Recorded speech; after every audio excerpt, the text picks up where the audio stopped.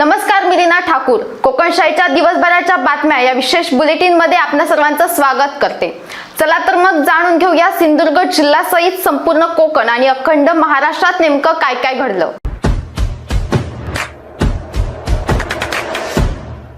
दिवाळीनंतर तेल कंपन्यांनी आज व्यावसायिक एलपीजी गॅस सिलेंडरच्या किमती कमी केल्यात.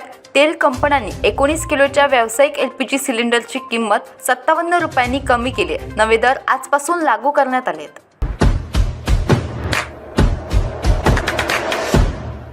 अनधिकृत पर्ससीन मासेमारी बोटीवर कारवाई करावी यासह अन्य मागण्यांसाठी मालवण येथील पारंपरिक मच्छीमारांनी मत्स्य विभागाच्या कार्यालयासमोर उपोषण छेडले.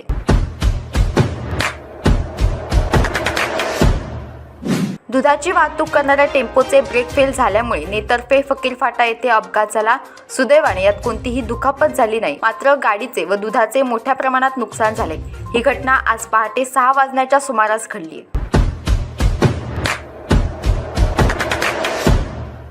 दिवाळी निमित्त बॅनरनाथ पै नगर मित्रमंडळाने नाथपै नगर जळकेवाडी परिसर डासमुक्त करण्याचा उपक्रम हाती घेतलाय.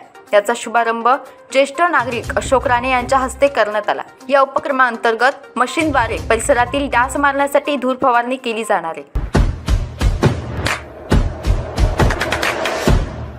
वेंगुर्ला तालुक्यातील सिंधुदुर्ग चिपी विमानतळावर नाईट लँडिंगच्या अनुषंगाने यंत्रणा बसवण्यात आली असून लवकरच या विमानतळावरून रात्रीची विमानसेवा चालू करण्यात येणार आहे. याबरोबरच कोकणशाहीच्या दिवसभराच्या बातम्यांमध्ये इथेच थांबतोय, पण तुम्ही मात्र दिवसभराचे अपडेट्स आणि ताज्या